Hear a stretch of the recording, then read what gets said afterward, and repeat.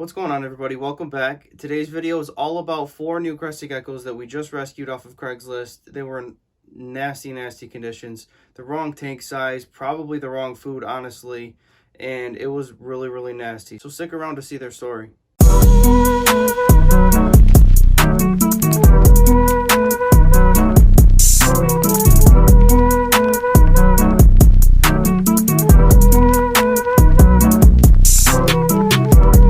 So guys, basically what happened was I saw on Craigslist that somebody was rehoming Crested Geckos.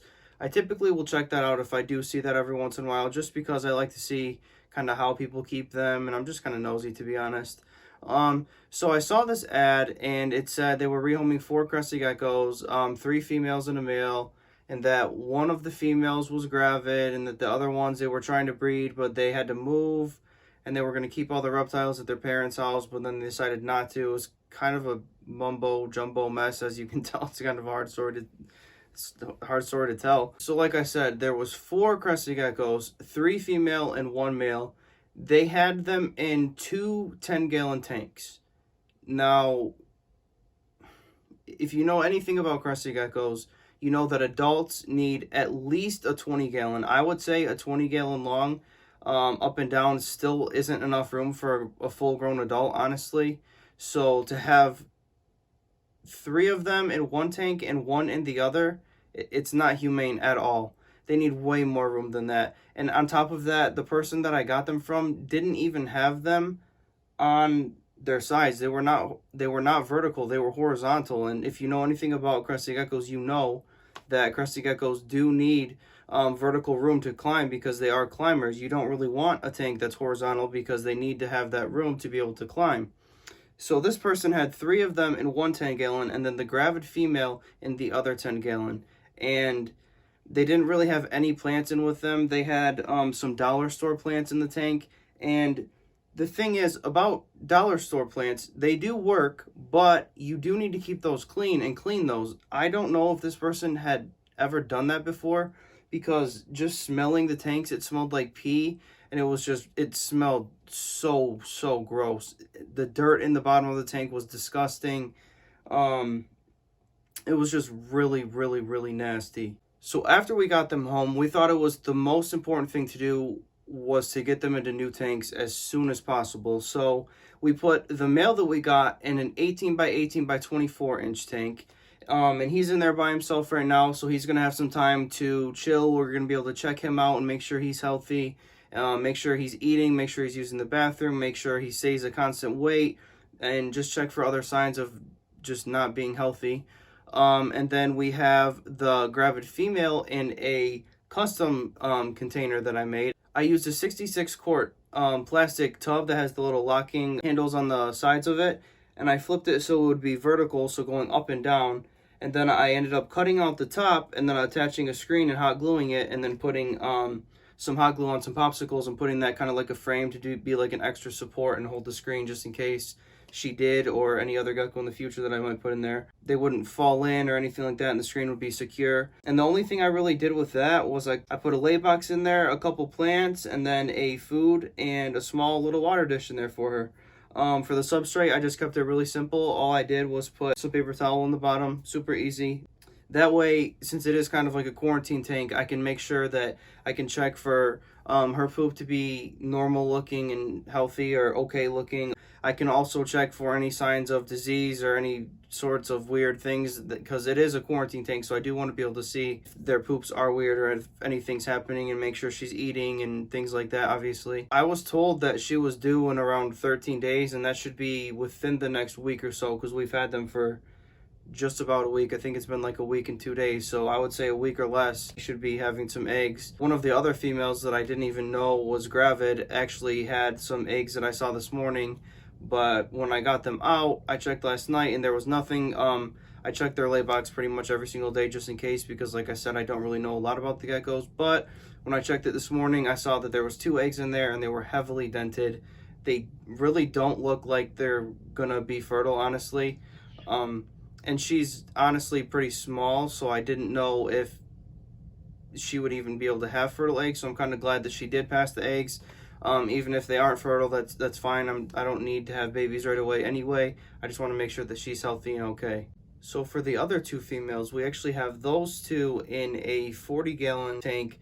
It's actually like a snake tank. The reasoning behind that is we wanted to give them room, but since we got them, they haven't really been climbing. So I don't know why they haven't really been climbing. I'm assuming being in that 10-gallon tank, they really didn't climb too often. They probably were always on the ground. So it's going to take a little bit of time for them to start using those muscles and getting those muscles built up to be able to climb, I'm assuming. So for right now, we've got them in a 40-gallon. I think it's like 16 or 17 inches tall, something like that, maybe 18. Which that's enough for now. You know, they still can climb if they need to, but at the same time, it gives them more space since there's two of them in there, because they are used to kind of walking around. That gives them a little bit more floor space too. So in the future, those two will get their own probably 66 quart tote, just like the other one has. But for right now, that's what we're going to keep them in. Same thing for the bottom. We're basically just going to do for the substrate some paper towel and some plants and odd and end things like that. And they're easy stuff to be able to see poop and make sure they're eating and things like that. We don't want to go all out on these tanks yet because it's like a quarantine process right now, because with our other crested geckos and our other animals, we are quarantining them just to make sure that they are healthy, and if not, we're going to get them as healthy as we can, as fast as we can. So that's what we're going to be trying to do now. So the plan or the next steps, once we kind of know that they're healthy, those two girls are in the 40-gallon. They're probably going to be getting their own custom-made tanks, like I said, once the quarantine is over with. I haven't really decided if I'm ever going to breed them or anything like that. I think it's way too early to even come to a conclusion on that. I don't really know fully if they're healthy. I mean, they all eat, but they were kind of aggressive at first because it, kind of didn't really look like they were getting too much food at the last house they were at, or enough food, or whatever food they were getting. Who knows? It's kind of irresponsible to even think about breeding these guys because they were pretty abused. If that one is Gravid and does lay eggs, I will incubate them just to see what happens. I mean, if she has good babies, then cool, that's awesome. But if not, I'm not really too worried about it. Maybe in the future she'll have babies if she's healthy and I figure out if they are good and everything like that. The other thing that made me nervous, like I said earlier, was the one female that laid eggs today. She really looked small. I did not think that she would be ready, just by the look of her, to be ready to start breeding yet. Now, I could be wrong, but she did look on the smaller side. And then after laying those eggs, she was even thinner than what I thought. So she's not overly skinny, but she is on the thinner side. So I'd like to get a little bit more weight added onto her, make sure she's healthy, and feeding her good stuff, start giving her extra calcium, because she did lay those eggs. So she will need to resupply her body with that calcium, and I want to make sure that if she is undersized and not ready to go be a breeder or anything like that yet, that I do want to make sure she's healthy and can get the right nutrients to grow and become a full adult-sized healthy crested gecko. So that's another thing I wanted to say. If you are going to breed crested geckos, make sure that they are the right age and weight. Females typically have to be 18 to 24 months old and without a tail, 35 grams, or with a tail like 40 grams, somewhere in there is a good mark. I would generally go a little bit more than that, honestly, just to make sure. And you want to have a healthy crested gecko and make sure everything goes as smooth as possible. So don't rush it. Just, whenever they get that size, then you can start breeding them. But like I said, typically it is between that 18 and 24 months mark. And another thing about these guys is when we first got them, they seemed like they really didn't get very much food or like a healthy enough food at all, because the first night we had them, typically crested geckos won't just eat out of your hand the first time you see them.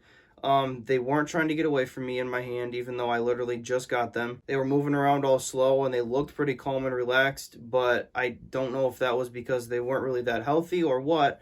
But the first thing we did when we got them was, after we saw their tanks and smelled everything, we were like, okay, I was like, I just need to get some good food into them. So we made up a bunch of Pangea and added a little bit of calcium to all of it. That way, if these guys didn't have calcium, because I don't know if the last owner actually gave them some. They said that they did, but who knows if it was the right amount and, whatever. So I did put a little bit extra in there with them. And on the first night that we fed them, they were all very calm in my hand and they were like attacking the food. Like, I've never really seen an animal try to eat food as fast as these guys were. Like, they were just opening their mouth and trying to bite it. They weren't even trying to lick it up like a typical crested gecko would eat their Pangea. They literally were trying to bite it, and it kind of looked like a crocodile, to be honest. We didn't record it because we just wanted to get them out and get them into their new tanks, because what they were living in was literally disgusting. I have the tanks over here, and I just keep looking at them because it was so disgusting what we got those tanks in and what they looked like when we first got them. I don't know how anybody can really even have that in your house. I mean, it just smelled like pee and just disgusting.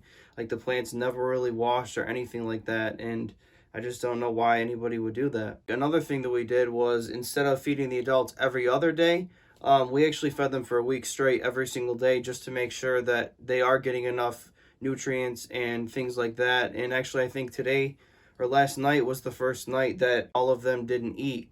Actually, I don't think any of the 4 ate, but that was the first night that happened. So that I'm kind of happy about, because now I know that they're probably good on their nutrients and they're starting to get a little bit healthier and be a little bit more nutritious, hopefully, and have this healthier food than whatever they were getting before. I was told they were getting bugs, but who knows? That person really didn't know what they were doing. It sounded like once I got there on the phone and when I was texting them, figuring out like what was going on and whatever, they seemed like they knew what they were talking about. But then getting there, I was like, all right, well, I'm just gonna rescue these guys, because this is not how you keep an animal. All right, guys, that's all for this one. If you liked what you saw today, check out some of my other videos. Like this video, like some of my other ones, comment, share, subscribe, and turn on that notification bell so you'll never miss out on any future videos. Thank you for watching, and I'll see you in the next one.